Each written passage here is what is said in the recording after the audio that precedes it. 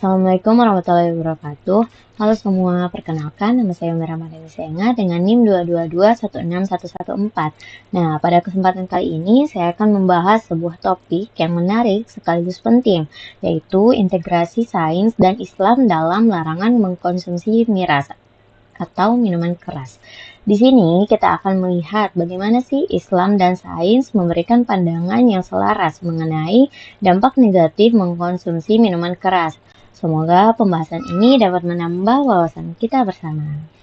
Pada slide ini saya akan menjelaskan 3 istilah penting yang menjadi dasar pembahasan kita, yaitu integrasi, sains, dan Islam.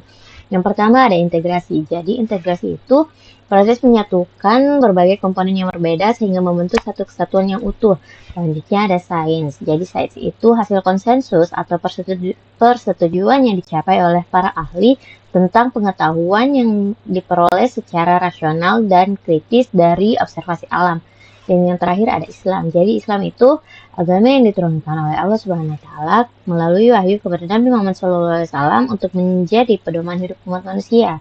Islam sendiri mencakup segala aspek kehidupan mulai dari ibadah, akhlak, muamalah hingga hukum. Jadi Islam ini sudah mencakup seluruh urusan dunia maupun ukhrawi. Oke, di slide selanjutnya kita akan membahas tentang pengertian miras menurut sains dan Islam. Jadi, secara ilmiah, minuman keras atau yang biasa disingkat dengan miras adalah minuman yang mengandung etanol atau senyawa kimia psikoaktif yang dapat menurunkan kesadaran. Nah, etanol sendiri ini biasa dihasilkan melalui proses fermentasi bahan-bahan seperti madu, gula, sari buah, atau ubi-ubian. Sedangkan menurut Islam, miras atau khamar adalah segala jenis minuman yang mengandung alkohol dan memabukkan. Oke, sekarang kita masuk di slide. Mengapa sih sains dan Islam itu melarang kita mengkonsumsi miras atau minuman keras? Dari sudut pandang ilmiah, konsumsi minuman keras memiliki beberapa dampak negatif terhadap kesehatan dan perilaku sosial, antara lain. Yang pertama, ada gangguan kesehatan fisik. Jadi, alkohol dapat merusak organ tubuh seperti hati, jantung, dan pankreas serta meningkatkan risiko penyakit kronis. Terus yang kedua, ada perilaku antisosial. Jadi, penggunaan alkohol yang berlebihan sering dikaitkan dengan peningkatan kekerasan dan pelanggaran norma sosial. Dan yang terakhir, ada gangguan kontrol diri. Jadi, alkohol ini menurunkan kemampuan kontrol diri yang bisa menyebabkan tindakan impulsif dan berisiko. Nah, dalam Islam sendiri, konsumsi minuman keras atau khamar dilarang karena dianggap sebagai perbuatan syaitan yang dapat menimbulkan permusuhan dan menghalangi umat dari mengingat Allah serta melaksanakan sholat. Hal ini ditegaskan dalam Al-Quran. Yang pertama ada dalam surah Al-Maidah ayat 90. A'udzubillahi minasyaitonirrajim.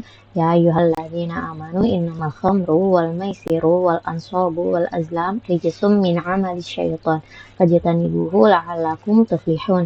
Yang artinya, hai orang-orang yang beriman, sesungguhnya meminum khamar, berjudi, berkorban untuk berhala, mengundi nasib dengan panah adalah termasuk perbuatan syaitan.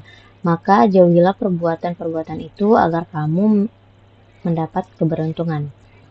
Yang kedua ada surah Al-Baqarah ayat 219. A'udzubillahi minasyaitonirrajim.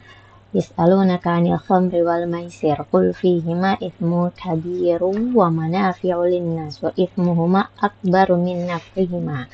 Yang artinya mereka bertanya kepadamu tentang khamar dan judi, katakanlah pada keduanya terdapat dosa yang besar dan beberapa manfaat bagi manusia, tetapi dosa keduanya lebih besar daripada manfaatnya. Dan yang terakhir atau yang ketiga ada dalam surah An-Nisa ayat 43.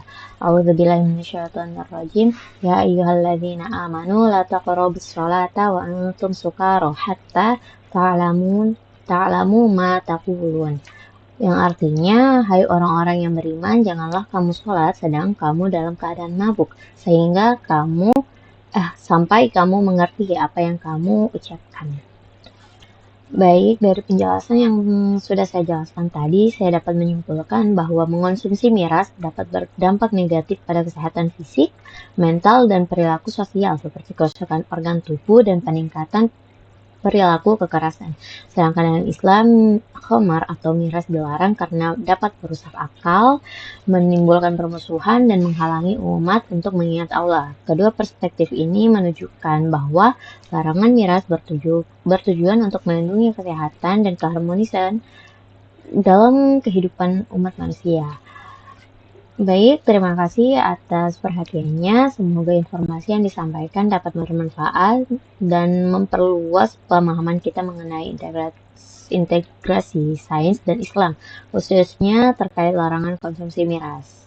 Terima kasih. Wassalamualaikum warahmatullahi wabarakatuh.